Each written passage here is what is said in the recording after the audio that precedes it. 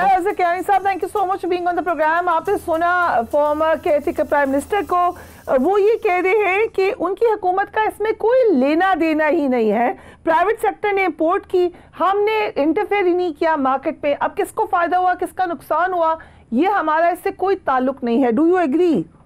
बिस्मिल्लाहिर्रहमानिर्रहीम। फरिया साहब बहुत शुक्रिया जी अपने शो में दावत देने का। देखिए, आपने जो क्लिप्स चलाई है ना जी, उसमें और जो आपने ख़ुद फैक्ट्स शो के आगाज़ में पेश किए उसमें एक कॉन्ट्रडिक्शन है।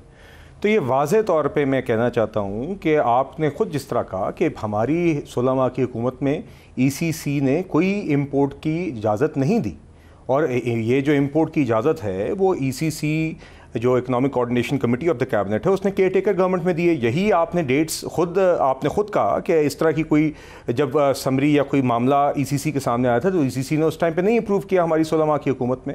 और मैंने जी देखा है हमारी हुकूमतों में, मैंने 2013 से 18 में भी कुछ ECC मीटिंग्स अटेंड की हुई हैं, मैंने 16 माह की हुकूमत में भी अटेंड की हैं। हमारी हुकूमतों में बहुत जुडिशियसली ये फ़ैसला किया जाता है कि किसी भी खाने की अशिया की इम्पोर्ट या एक्सपोर्ट का अप्रूवल, एक्सपोर्ट चीनी की भी अगर कभी समरी आती है तो मैंने हमेशा ये देखा है कि देखा जाता है कि क्या उससे कोई आपके क्या स्टॉक लेवल्स इतने हैं कि नहीं, क्या उससे कोई डोमेस्टिक प्राइस में कोई फ़र्क पड़ेगा कि नहीं। और फिर अगर कोई इजाज़त दी भी जाती है तो बहुत ही छोटी मकदार की, 2 या 3 लाख टन से ज़्यादा की नहीं दी जाती, ताकि कोई मार्केट पे इम्पैक्ट ना आए। और जब वो कोटा एग्जॉस्ट हो तो फिर नया मामलात का जायज़ा लेके फ़ैसला किया जाए कि मज़ीद इम्पोर्ट या एक्सपोर्ट की इजाज़त देनी चाहिए कि नहीं।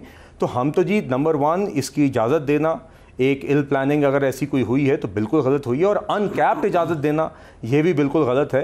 तो देखिए, इसलिए मेरा ख्याल है जी, अब आपने देखा प्राइम मिनिस्टर शहबाज शरीफ साहब ने, केयरटेकर प्राइम मिनिस्टर ने, काकर साहब ने, बिलाल साहब अगर इजाज़त दें, जो उन्होंने उसमें एक एक्सप्लेनेशन दी है कि एक्चुअली सस्ता हो गया आटा, एक्चुअली फ़ायदा हो गया कंज्यूमर का, या इस पर आपका क्या कमेंट है?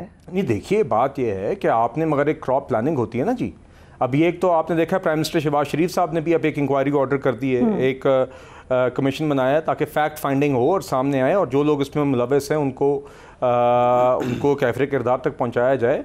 मगर देखिए बात यह है कि आपने देखिए मगर बुलाएगी दानियाल अजीज साहब को, क्योंकि दानियाल अजीज साहब ये कह रहे हैं कि उनके पास तमाम के तमाम सबूत मौजूद हैं। उसमें वो एहसन इकबाल साहब का नाम ले रहे हैं, वो कह रहे हैं 2023 में गंदम की इंपोर्ट की इजाजत PDM हुकूमत नहीं दी थी। This is not the question कि उनका मौकफ क्या है, वो आपने सुन लिया है। क्वेश्चन इज कि क्या इंक्वायरी बुलाएगी उनको? नहीं, उनको क्यों? आप देखिए बात यह है कि आपने खुद, अब आप मुझे बताइए, आपने शो के स्टार्ट पे खुद कहा कि ECC ने तो फैसला हमारी हुकूमत ने नहीं किया।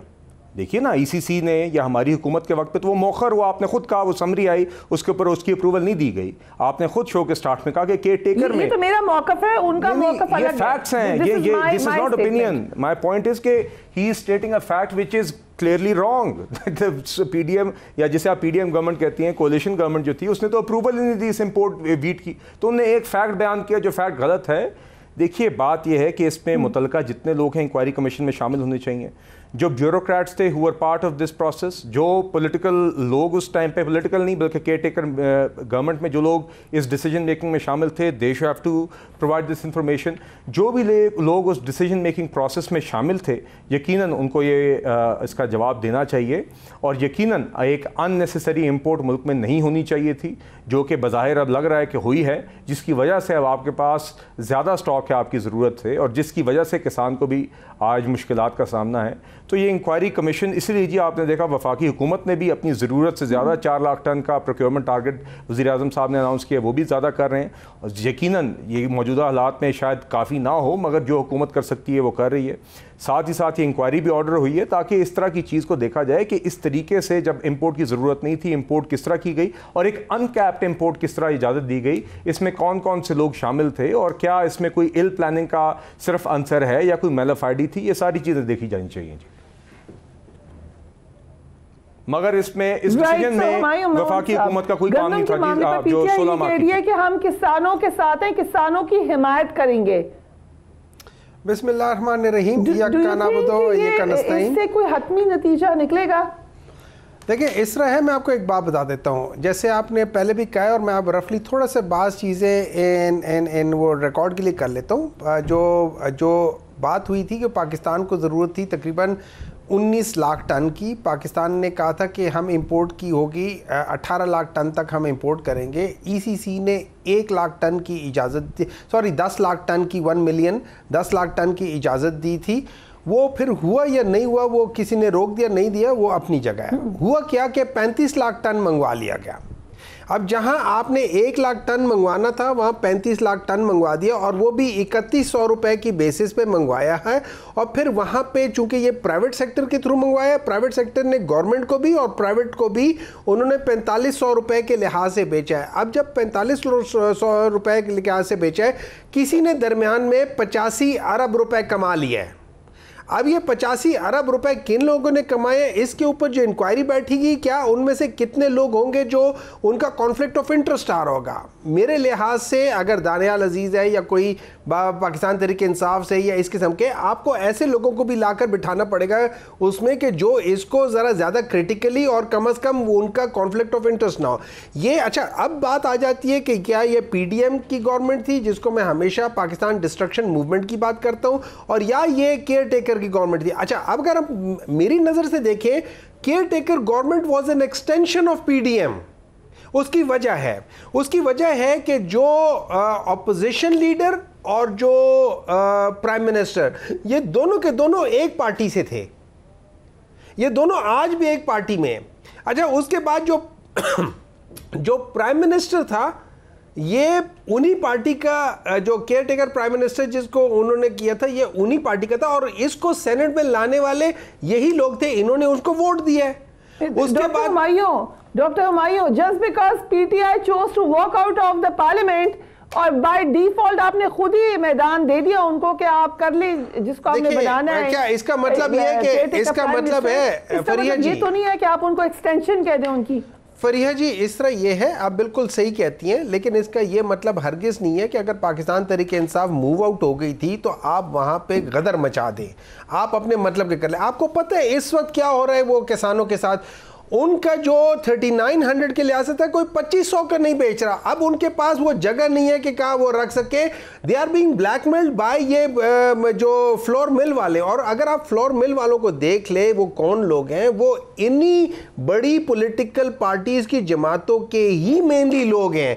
वही माफिया ग्रुप है, वही IPPs वाले हैं एक तरफ। अगर आप सब कुछ छोड़ दें, ये वही लोग हैं जिन्होंने IPPs की वजह से पाकिस्तान को आज उधर लाके खड़ा कर दिया है कि आज के प्राइम मिनिस्टर, जो कि basically non elected prime minister है, वो जाके वर्ल्ड इकोनॉमिक फोरम में कहता है कि वो जो डेथ ट्रैप था वो अभी डेथ ट्रैप बन गया है। और वो कहते हैं हमारे वहां पे इतनी बिजली चोरी हो रही है कि हम तबाह हो गए हैं।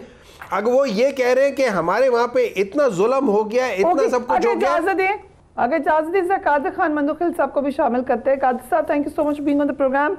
आपकी आवाज़ गालिबन थोड़ी सी ख़राब है, लेकिन आई एम श्योर क्या you will be talking loud and clear. जो आपने स्टेटमेंट दिया है, आप ज़रूर गंदम स्कैंडल पे अपनी राय ज़रूर दें, लेकिन जो आपने बयान दिया है कि हो सकता है नवाज शरीफ खुद शहबाज शरीफ को वफाकी हुकूमत छोड़ने का कहें और सिर्फ वफाक के इलेक्शन करा दिए जाएं, ये किस इंफॉर्मेशन पे आपने ये स्टेटमेंट दी है?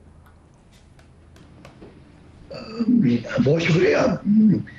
यकम मई की वजह से मेरा गला बैठा हुआ है, यकीनन मैं ये कहना चाह रहा हूँ कि नवाज शरीफ साहब जहाँ पंजाब में एक तंदूर वाली जो रोटी पे जा रहा है और वफाकी हुकूमत से वो बिल्कुल ताल्लुक है, तो इसकी वजह ये, अभी आप इसाक साहब को देख ले, जहाँ इनकी ख्वाहिश आई थी वज़ीर आज़म की, वो उस बिना पे मैंने कहा है। और पंजाब चुन के 141 कौमी असम्बली की सीटें और इसके साथ रिजर्व मिला के तकरीबन 190 बन जाता है। इस वजह से फोकस उनका पंजाब असम्बली है, इस वजह से ये वफाक में ये बिल्कुल ताल्लुक है, इस बात ने कही है। दूसरी बात, यहाँ जो गंदम स्कैंडल जो है ना, किसान का मसला सबसे पहले पीपल्स पार्टी ने कौमी असम्बली में उठाया था। आज जो आपके साथ मसला आ रहा है 85 अरब का फ्रॉड का, ये तो 5 मिनट का काम है। यहाँ आदाद शुमार मौजूद है, किस हुकूमत ने, किस कमेटी ने इसका परमिशन दिया था, इतना बड़ा रॉकेट साइंस तो नहीं है।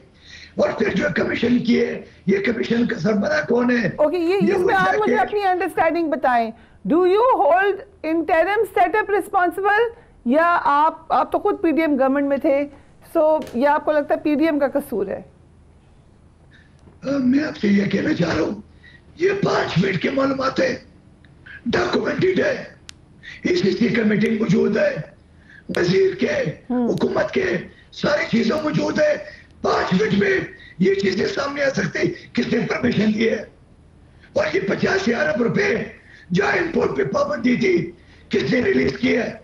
जहाँ पेट्रोल आप ईरान से स्मगलिंग के जरिए कोटा पूरा कर रहे थे, किसने परमिशन दी है? 5 मिनट का काम है, इतना बड़ा रॉकेट साइंस नहीं है।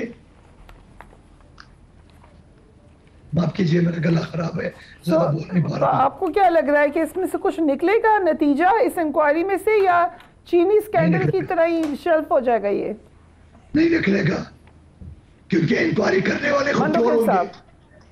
नहीं निकलेगा, इंक्वायरी कराने वाले खुद चोर होंगे। नेब खुद चोर है, एंटी करप्शन खुद चोर है, और जज अंडर प्रेशर है। अगर मुकदमा कोर्ट में जाएगा तो वो खुद अपने खत में कहते हैं कि हम पर दबाव है, कुछ भी नहीं निकलेगा। इसी तरह ड्रामा चलता रहेगा।